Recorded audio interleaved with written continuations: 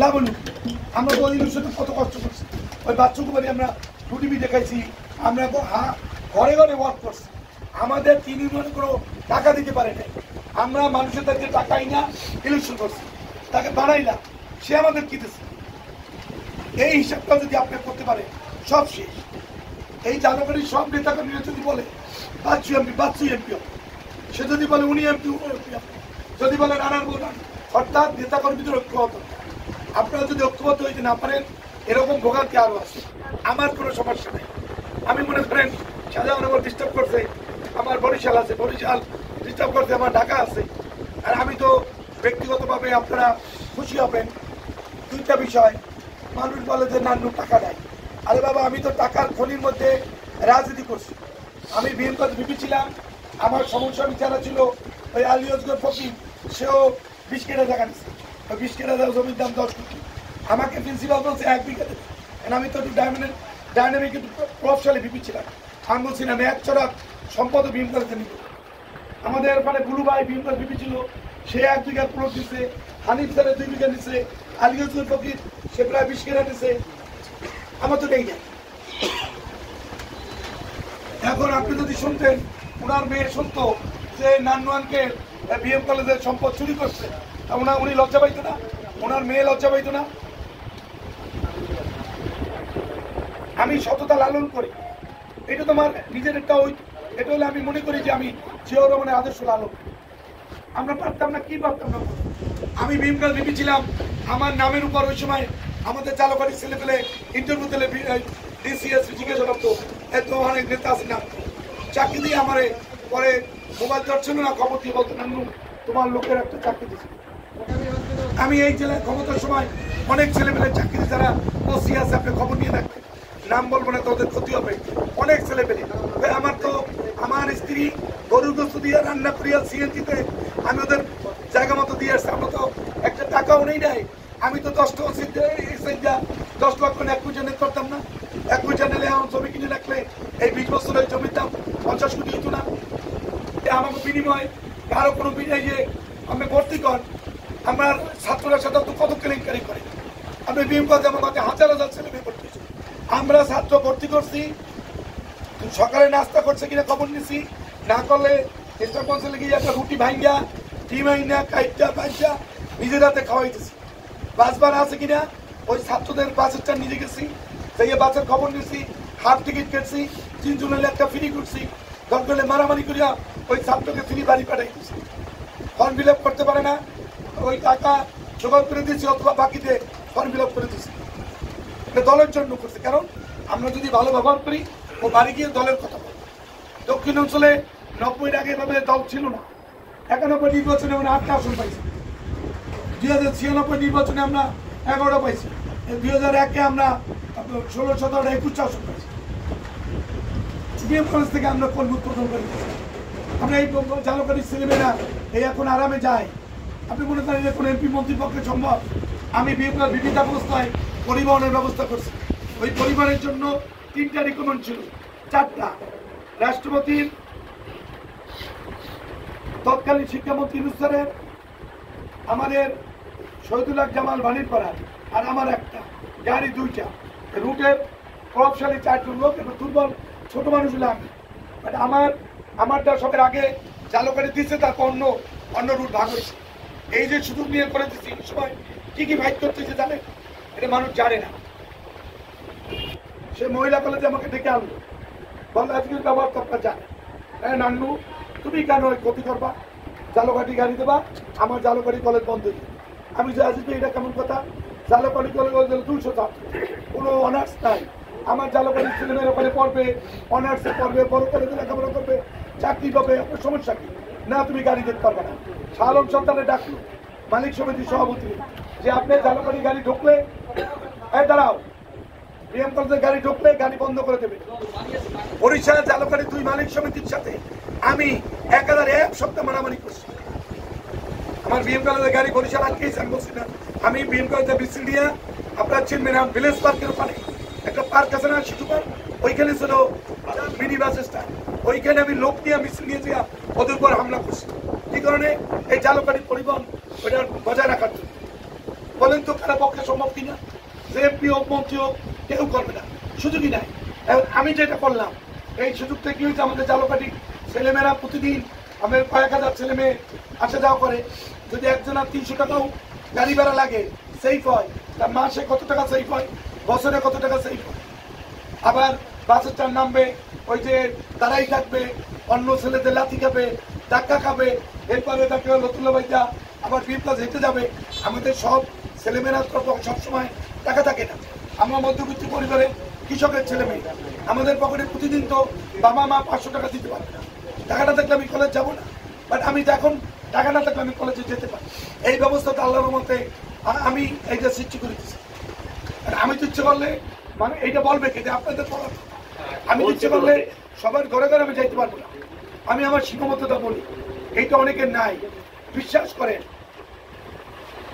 আওয়ামী লীগ যখন যেদিন ক্ষমতা আছে ওই দিন থেকে আমার ঘুম বন্ধ হয়ে যায়।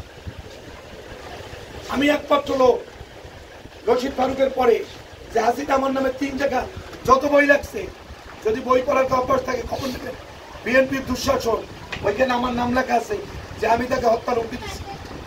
এমন কোনো জায়গা নাই যেখানে আমি যতবার গ্রেপ্তার হয়েছি ততবার আমাকে ব্লক প্লেট দিয়ে গ্রেপ্তার করছি, ততবার পুলিশ কমিশনার ওসিকে বলতো যে হাসিনা মুক্ত নান্নু ওর হাতটি আলাদা করে ফেলাও।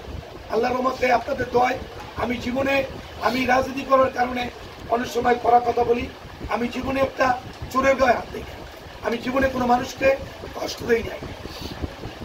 আমি মনে করেন এই 17 বছরে আমাদের এই জালকাঠি থানায় যান, এখন আমার সাজা ওয়ারেন্ট আছে, আমার এখনো 30-35 ওয়ারেন্ট আছে। আমরা প্রতি মাসে এই জালকাঠি থানা, ঢাকার থানা, এগুলো আমার পুরো 17 বছর আমার মেনটেন করতে হয়েছে। এখন আমি আপনার এই যে 17 বছরে আমি মনে করেন বাড়ি আমার, আমি তো বাবা মায়ের রান্না, মায়ের রান্নাও তো আমার জীবনে টোটাল লাইফে মনে হয় 96 পর্যন্ত আমি 100 শুধু রাজনৈতিক কারণ। যেহেতু আমার উপর অনেক চাপ ছিল, আমি মনে করেন শেখ হাসিনা ব্যক্তিগতভাবে যেহেতু আমার উপর ক্ষুব্ধ ছিল, আমাকে মনে করেন এই যে র্যাবের জিয়া, ওই জিয়ার বাইরে একটা ইন্টারভিউ আছে, ভাইরাল হওয়া ইন্টারভিউ আছে, আছে আছে না, ওই আমার রুম পড়া নিয়ে ঘটনা।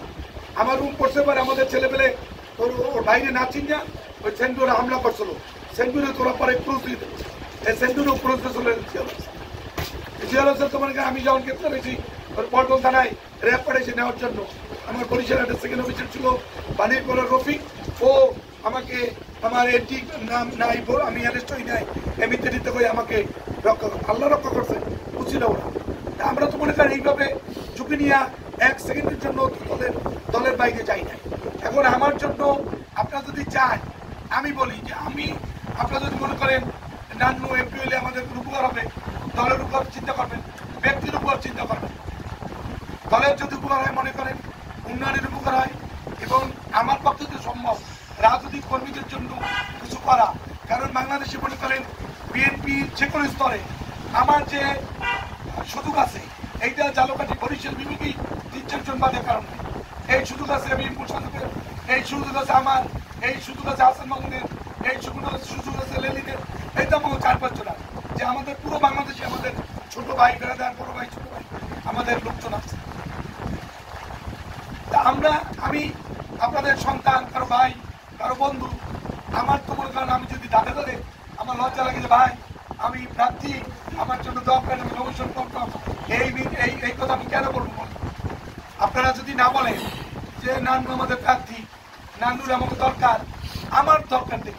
আমার একটা ছেলেটা ওই দিন বলছে, বাবা অনেক আক্ষেপ করে বলছে, শোনো বাবা, কারোর জন্য চাকরি করার দরকার নাই, এই তোমাদের দলের মধ্যে আঙ্কেলরা ঝগড়া করে ক্ষমতা গেলে তোমরা কি করবো, এরা চলো মামার আমেরিকা থাকে, আমরা আমেরিকা চলে যাই। তো মনে করেন আমার তেমন না যে আমার 10 তলাটা বাড়ি থাকতে হবে। আমি তো আগেই বললাম যে আমি একজন কৃষকের ছেলে, আমি সব করি, আমার দাদার টিনের ঘর এখনো টিনের ঘর, আমার ওখানে এটা আমি ইচ্ছে করলে একটা বিল্ডিং করতে পারতাম না, বলেন একতলা একটা বাড়ি আমি করতে পারতাম না, আমি জালকাঠি বরিশালে একটা বাড়ি করতে পারতাম না। আমি এই বিশ্বাস করি না। আমাকে ঢাকায় রাজুকে পুরোট দেওয়ার সময় আপনার ভাই সবাই বলছে নামলে একটা পুরোট দাম দিচ্ছি না ভাই, বরিশালের লোক ঢাকা পুরোট দিয়ে কি করতে। এই জীবন ব্যবস্থাটা হচ্ছে আপনার জিয়াউর রহমান বলতেন যে যেহেতু বাংলাদেশের সবাই দালান নয়, রাষ্ট্রপতি দালান থাকবে কেন? আমার তো সব রাজনৈতিক কর্মী বাড়িতে বিল্ডিং না, আমার বিল্ডিং করতে হবে, এই থেকেই রাজনীতি করবো। আল্লাহ যদি কোনোদিন এমপি বানাই তখনও দেখবেন যে ওইখানে কোনো একটা বিল্ডিং এই বাংলাদেশ কোথাও আমি এটা দালান, এই রাজনীতিতে বিশ্বাস। যেহেতু আমার যে কর্মীরা এই যে ধরেন আমি তো জীবিত আছি না, আপনি জীবিত আছে, ওর হাজব্যান্ড মারা গেছে, এই কার বাবা মারা গেছে বললো, আমার বাবা মারা গেছে, ওরটা আমরা ফেরত দিতে পারবো? ওদের ফেরত দিতে পারবো? জনি মারা গেছে, জনির ফেরত দিতে পারবো? আন্দোলনে আবু সাইদ মারা গেছে, তাদের ফেরত দিতে পারবেন? আপনি অসীম মারা গেছে, ফেরত দিতে পারবেন? হাজার হাজার ছেলে মারা গেছে, ফেরত দিতে পারবেন? তোরা কি পাইল? আমি বিএনপি করনেতা, আমার একটা দালান থাকতে হবে, ভাই আপনাদের গাড়ি দরকার। আরে বাবা, আমার হাজার হাজার কর্মী, সবার কি গাড়ি আছে? আমার গাড়ি লাগবে কেন? এই মানসিক অবস্থাটা আমাদের সবার পরিবর্তন করতে হবে। যে আমি একজনে 5 পাতে ভাত খাইলাম, ওইটা না খাই আমি 5 জনের ভাগ করে দিলাম, সমস্যা কি? আমি প্রতিদিন ব্যাসির মধ্যে থাকি, প্রতিদিন তো আমি বিরিয়ানি খাই, একদিন কম খাইলে সমস্যা কি? রাজনীতি হচ্ছে জনগণের জন্য, ত্যাগের জন্য। জিয়াউর রহমান যে স্বপ্ন নিয়ে এই দল প্রতিষ্ঠা করছেন এবং জিয়াউর রহমানের যে রাজনৈতিক আভিজাত্য ছিল, সততার এদেশে তো সম্পদের আভিজাত্য, জিয়াউর রহমানের ছিল সততার আভিজাত্য। রাষ্ট্রপতি তার বাড়িঘর, আপনি আমি এই জায়গায় পেই না, এইটা কেউ পায় না। ভাই নান্নু ভাই, আমি অরিজিনাল জিয়াউর রহমানের লোক, খেলো বাড়ি ছিল না, আপনি সেটা বলে না।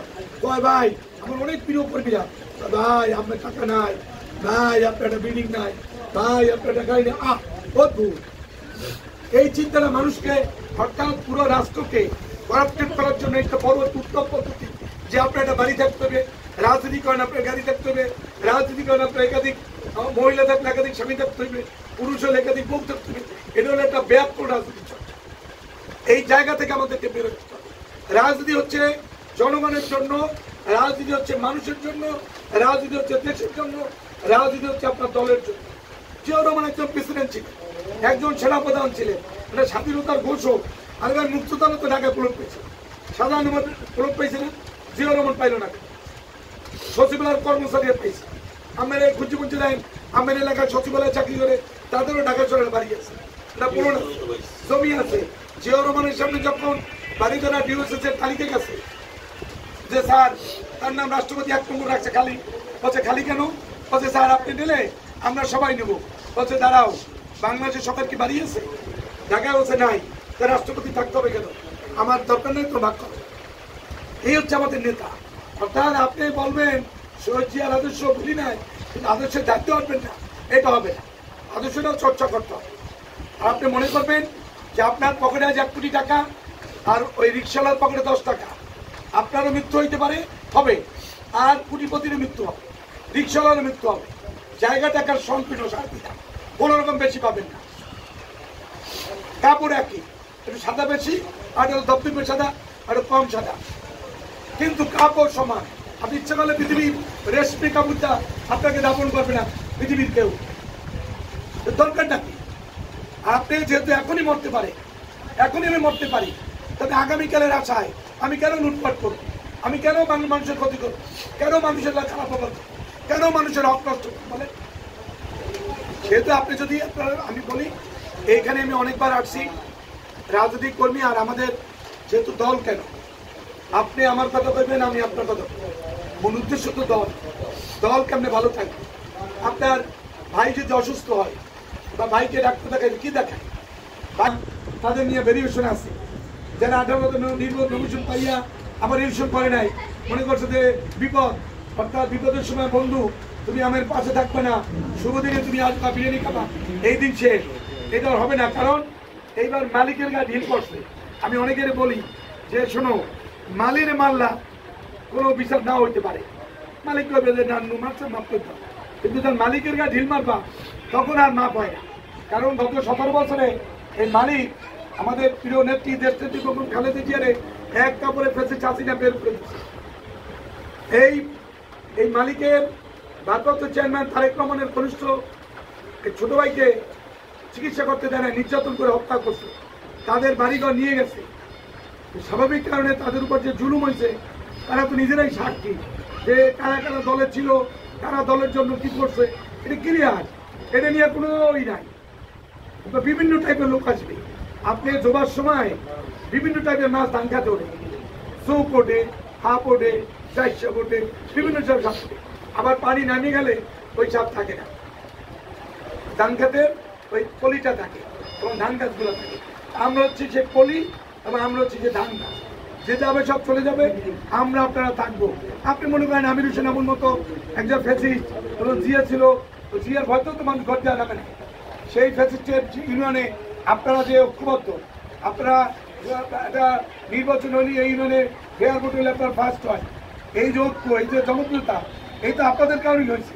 এই ভোটটা আমরাই বাড়াই না, এই ভোট ম্যাডাম বা তারেক রহমান আসে না, আপনারাই এখানে সংগঠিত করে রাখছেন। দয়া করে ভবিষ্যতে রাখবেন। আর মনে রাখবেন, বিএনপি তো একটা বড় দল, মুক্তিযুদ্ধ আছে কেউ আপনার দেখছেন? যুদ্ধ মুক্তিযুদ্ধ করতে বাংলাদেশ 60 যাবে, সুবিধা নিচ্ছে 7 কোটি লোক, ওই রাজাকাররা অপলোড নিয়েছে। এই রাজাকার যারা মনে করেন 71-এ গণহত্যা করছে, 30 লক্ষ মানুষ মারলো, 3 লাখ লোক রেপ করলো। পশ্চিম পাকিস্তান কি জানতো যে কার ঘরে ঘরে যুবতী মেয়ে আছে? দেয় দিতেছে কারা? রাজাকাররা না? যে সেই রাজাকাররাও তো আশা করে যে ক্ষমতায় যায়, আশা করে না যে আপনার দলের মধ্যে এরকম কিছু জাসুস তো থাকবে না? হারাই দিতে পারবেন? হারান যায়। সমাজে খারাপ লোক যদি আপনি চিহ্নিত করেন, তার মারবেন, আপনার পাড়া প্রতিবেশী তো, এগুলো বুঝেই রাখতে হবে। তাদেরকে বলবেন যে বাবা তোমরা যেহেতু ফেসিস্টের সহযোগ ছিল, আসলে বিপদে পড়বা, ছবি টবি পাইলে পরে পুলিশে ধরবে, এমন নাহলে মাপ পাইল। তারেক সাহেব দেশে আইলে বিএনপি ক্ষমতা গেলে এগো বিপদ, মহা বিপদ আছে। এই দলের মধ্যে যারা ঝামেলা করতে চায় আর নেতাকর্মীরা হয় কি, আপনি মনে করেন এই মানে পদ্মারি লোক আমরা 50, পুলিশ কিন্তু 50 জনের খোঁজে নেয়, আরো 200 লোকের খোঁজে। আপনার যে আপনি চেনেন না, তারাও কিন্তু পুলিশে ঘুমাইতে নেয় ভয়, যে এরা ঘুমাইতে পারে না, আমি ঘুমাব না। হাজার হাজার নেতাকর্মীরা ঘরে ঘুমায় নাই। আপনি মনে করবেন না যে আমি নানু একা ঘুমাইতে পারি নাই, লক্ষ লক্ষ লোক লোক আমার বিল্ডিং এ যেখানে ভাড়া থাকতাম আমি জানতাম না, ওই বিল্ডিং এত লোক বিএনপি করে। সব লোক বলে ভাই আমরা যখন ধরছে ওই দিনে ঠিক আছে যে আমাকে মনে হয় পুলিশের টেপ করতে পারে বা আপনারা ধরতে, আমার নিয়ে সবাই টেনশনে থাকে। পরে আমার এই বাসা সবাই মিলে বসে, নানু ভাই আপনি বাসাটা চেঞ্জ করেন, আপনি থাকলে আমরা বিপদে থাকি, কারণ আমার রেড করতে হলে অন্য বিল্ডিং রেড করে, মানুষটা আতঙ্কের মধ্যে থাকে। ছবি দেখলে ফেসবুক মোবাইল চেক করে ধরে নিয়ে যায়। আপনি 18 সালে আমি জেলে ছিলাম, ওই রাজারবাগের শান্তিবাগের একটা মুরগির দোকানের একটা ছেলে মুরগি বিক্রি করে, গরিব, পরে পুলিশ ধরে নিয়ে গেছে, বলছে ভাই আমি তো মুরগি বেশি, তুই ভোট দাও কিন্তু, ও তার বোঝে না, দামি ছিচি, তো এই জন্যই ধরে নিয়ে গেল। বলেন ও তো 8 মাস জেল খাচ্ছে আমাদের সাথে, ও তো কিছুই পাবে না, ও মুরগির দোকানদার, মুরগির দোকানদার জেল খাচ্ছে কিন্তু ধানে ছিচের জন্য। এই ছিল শেখ হাসিনা গত 17 বছরের শাসন। কারণ কি আমাদের এই তৃণমূলের নেতাকর্মীদের অ্যাটাক করছে বেশি, এই কারণে তৃণমূলরা বিএনপির হচ্ছে হৃৎপিণ্ড। হৃৎপিণ্ড না থাকলে অচল হলে মানুষ যেমন অচল হয়ে যায়, আপনার মাথা যতই সুস্থ থাকুক, হৃৎপিণ্ড যদি বন্ধ হয়ে যায় আমি ডাব করে কিন্তু বই করি, আমার কিন্তু সব ঠিক আছে। হৃৎপিণ্ড হচ্ছে আমাদের তৃণমূলের নেতা, এবং এই তৃণমূল আর আওয়ামী লীগের তৃণমূলের মধ্যে পার্থক্য হচ্ছে আওয়ামী লীগের তৃণমূল হলো ফ্যাসিস্ট আর আমাদের তৃণমূল হচ্ছে মানবিক। আমাদের ছেলেপেলেরা দেখবেন একটা লোক মারা গেলে জানা যায় দৌড়ে যায়, লাশ ধরে, অসুস্থ মানুষের পাশে দাঁড়ায়। আর আওয়ামী লীগ লোক মারা গেলেই তার খবর নয়, কার লাখ ঝগড়া জমি নিয়ে তারা এমনি জমি হাজির করে, ওই বেলাকে দলিল তৈরি করে ওর কবরস্থান দাপন করার জন্য, কবর পছন্দের কবরের জন্য টাকা দিতে, মেয়ে বিয়ে দেওয়ার জন্য আগে ওই ওয়ার্ডের আওয়ামী লীগের টাকা দিচ্ছে, তারপর বিয়ে হয়েছে না বিয়ে হচ্ছে না। এই মিষ্টি আমি 1 কেজি হোক 2 কেজি হোক যুবলীগ ছাত্রলীগের মিষ্টি দিতে হইবে, তারপর পোষাবারের মিষ্টি। এই যে নির্যাতন, এই নির্যাতনের কারণেই এই আওয়ামী লীগ কোনো সময় শেয়ার ভোটে আমাদের সাথে পারবে না। এই জন্যই ওরা এই 17 বছর কোনো ভোট করে নাই। আমার নেত্রী জেলে নিয়েছে, আমাদের জুলুম করছে। তৃণমূলের প্রায় 18 সালে আমরা হিসেব করছি 2.5 কোটি লোককে আসামি দিয়েছে শুধুমাত্র এই ভোটটাকে ফেস করার জন্য। তো তৃণমূল আপনারা নিজের ঐক্যবদ্ধ থাকবেন, আমরা নেতা দ্বন্দ্ব করতে পারি, কিন্তু আপনারা ঐক্যবদ্ধ থাকবেন। আপনারা হচ্ছেন শহীদ জিয়া, দেশ নেত্রী তারেক রহমানের আস্থার জায়গায় হচ্ছে তৃণমূল। 111-এর সময় সব সিনিয়র নেতারা চলে গেছিল, এই তৃণমূল যদি আমাদের পাশে না থাকতো তা আমরা অসুস্থ হয়ে যেতাম। এই তৃণমূল হচ্ছে আমাদের, এই জন্য আমরা বলি এটা হচ্ছে আমাদের, এটা হার্ট, এটা হচ্ছে আমাদের ভালোবাসা, তৃণমূল হচ্ছে আমাদের প্রাণ। এই তৃণমূল আপনার ঐক্যবদ্ধ থাকবেন, নিজেরা ঝগড়া করবেন না। এখানে তো কেউ 5 টান কমও দেয় না, নিজেরা কে আগে ছিল কে পরে ছিল এইটা কিছু না, সিনিয়র যারা আছেন একটু মিলাই দেবেন। আর জেলার গ্রুপিং এখানে না ঢুকানো ভালো, জেলা থানার গ্রুপিং কেন করবেন?